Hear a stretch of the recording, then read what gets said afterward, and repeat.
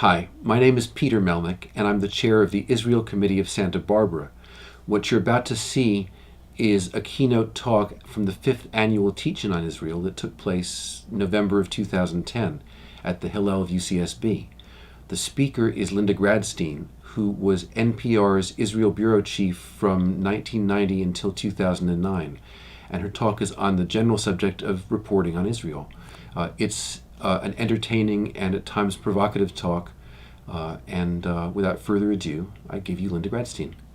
I'm going to share with you a dilemma, sort of, that I have had with how do you cover the West Bank city of Hebron. 2 weeks ago, we read about Abraham buying a burial cave for his wife Sarah. It doesn't use the word Hebron, it says Kiryat Arba, which is actually, it's not on here, a small settlement, or a Jewish settlement right next to Hebron. They mean Hebron. How many of you, by the way, have been to Israel? So you should be up here, not me. And how many of you have been to Hebron? Okay. And so you've been to Marat HaMachpelah, the burial cave. Now, Abraham, who in Arabic is called Ibrahim, is the father of both Judaism and Islam. Now, according to the Jews, it was Abraham's Jewish son, or Abraham's son Isaac, who was almost sacrificed on the altar. For the Muslims, it is Ishmael. They have the exact same story, but it's Ishmael and not Isaac. Now, that site of the burial cave, which is called Marat HaMachpelah, is holy to Jews and to Muslims. And as you know, it's been one of the flashpoints of tensions between Israelis and Palestinians. And since in what happened in 1994, many of you may remember, a Jewish settler, which I'll get back to, came in and opened fire, killing 29 Muslim worshippers. There have also been a series of attacks on Jews in that area. That site, so the site is currently shared by Jews and Muslims. There's actually a wall down the middle of it. Half of it is a synagogue, half of it is a mosque, and 10 days each year, the whole area is a synagogue, and 10 days each year, the whole area is a mosque. As you walk into the site, there's a place with a big sign saying that you have to check your guns, that no guns are allowed inside the site. And there's a tremendous amount of security around, and depending on what the political situation is, there often is kind of a feeling of tension there. Now, Hebron is the largest Palestinian city in the West Bank, with about 160,000 Palestinians and about 500 Jews who live in 4 separate, heavily guarded settler enclaves. Now, if you go to these Jewish settlers and you ask them about the history of Hebron, tell me about the history of this place where you live, they will tell you that it is the second holiest city for Jews after Jerusalem. They will talk about the Arab riots in 1929, when Palestinians or Arabs killed 67 Jews in Hebron. They will talk about the return of Jews to Hebron after Israel conquered the West Bank in 1967 during the Six-Day War, and the establishment of the nearby Jewish settlement of Kiryat Arba, which was one of the first settlements established in the West Bank. They will talk about a series of attacks by their Palestinian neighbors, most recently one that killed 4 Jewish settlers, one of them pregnant, on the eve of the current round of peace talks. Now, if you go down the street and you ask the Palestinians what Hebron means, they will say that the Jewish settlers there have brought a heavy Israeli military presence that makes normal life in the city impossible, that whole streets are off limits to them, that markets have been closed because of the settler presence. They will say that they are harassed daily by the Jewish settlers. They will point to 1994, when an American-born Jewish settler, Baruch Goldstein, went into this holy site and killed 29 Muslim worshippers during prayer. And they will accuse the Israeli government of doing nothing to rein in the settlers. Now, which of these pictures is Hebron? Obviously, both.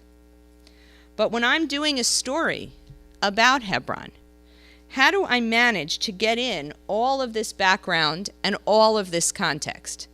It just took me about 7 minutes to explain this, and that's before I've even started whatever the story is about.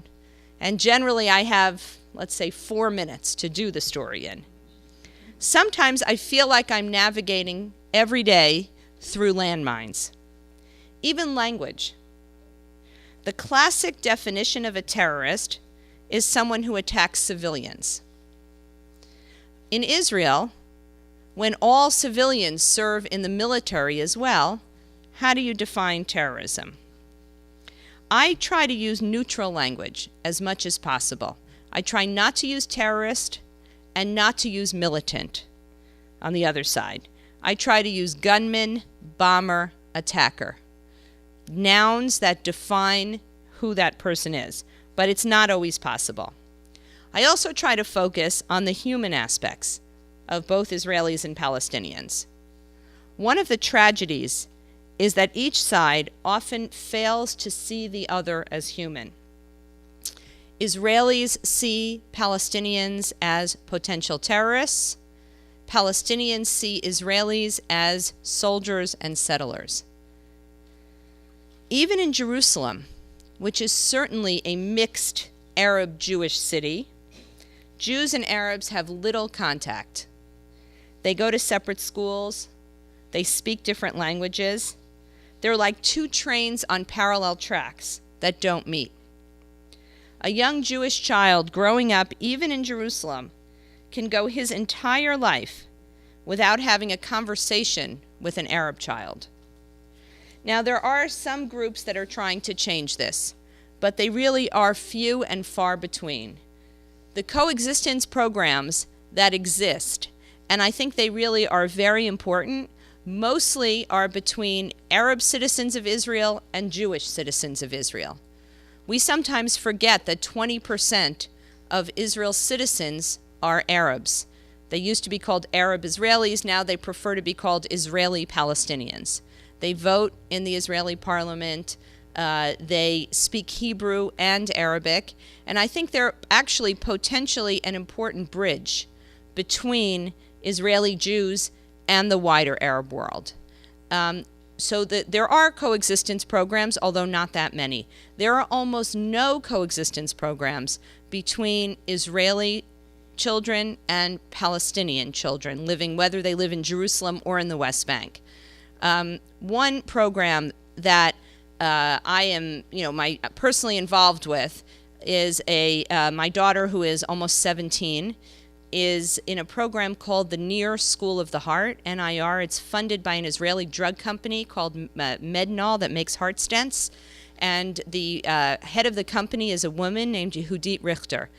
And this is a program that brings together high school students, Israeli Jews, Israeli Arabs, Palestinians, and Jordanians to study cardiology together. They spend a week together twice a year living in a hotel.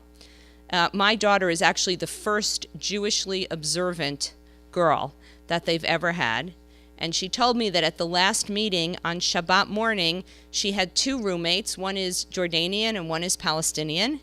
And they said to her, "We know you need to do extra prayers this morning. What time should we wake you up so that you'll have time to pray before the class starts?"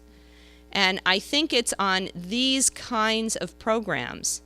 So you have to break down stereotypes of Arabs versus Jews. And I think these kinds of programs really are essential. When we talk about a peace process, which I'm actually not going to do today in my talk, I'm not going to talk about the Israeli-Palestinian peace process or the wider Middle East context, as I've already spoken about that, although I'm certainly happy to answer questions during the question and answer program. I'm going to talk to you a little bit more about what's going on in Israel today. Today is also, and I don't know if this was planned, but this is supposed to be the day of global Jewish learning, because how many of you have heard of Rabbi Adin Steinsaltz?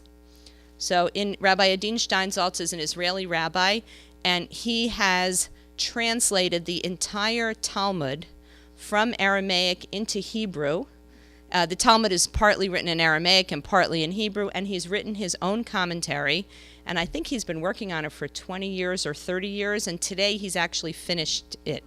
So that's being celebrated. And I actually have a funny little story. Rabbi Steinsaltz once came to I have a little tiny basement studio with a little microphone, and NPR in Washington wanted to do an interview with him. So they asked him to come over to speak because the sound quality is so much better. Now almost everything's digital, but there we still had something called an ISDN line, which basically is studio quality. So I can sit in my little basement in Jerusalem, and it sounds like I'm in a studio. So they invited him to come over to do this interview, and he happens to be just a lovely, lovely man. And I invited him up afterwards to my apartment for something to drink, and my daughter was there, the same little girl who's now 17, and she was about 3 at the time, and he looks like an Orthodox rabbi. He's got a long beard and a big black hat, and he handed her a piece of chocolate, and she tried very covertly to check if it was kosher. And I was so embarrassed. And he thought that it was absolutely hysterical and adorable and was just very, very sweet about it. And she's kind of holding it like this, not wanting him to see that she's checking. And then she, under her breath, says to me, "Is it kosher?" I think Israel as a state is facing a lot of challenges today that have absolutely nothing to do with the Iranian threat, which we can talk about later. I understand the consul general who was behind me talked about it a little bit, or the Palestinians. I think